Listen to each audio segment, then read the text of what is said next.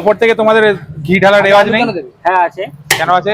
কাঁচা ঘি খাওয়া মানুষের পক্ষে ভালো না কিন্তু। হ্যাঁ, তো বেশি দেওয়া হয় না, মোটামুটি দেওয়া হয়। এই দেখো কেসার।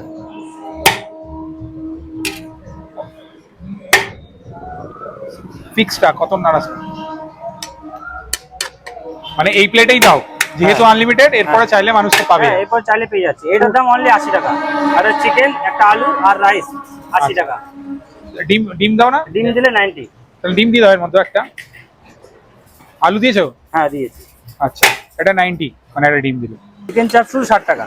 60 টাকা? হ্যাঁ 140 গ্রামের পিস। হ্যাঁ এইরকম আজকে চিকেন চাপটা দেখে মনে হচ্ছে চিকেন চাপ।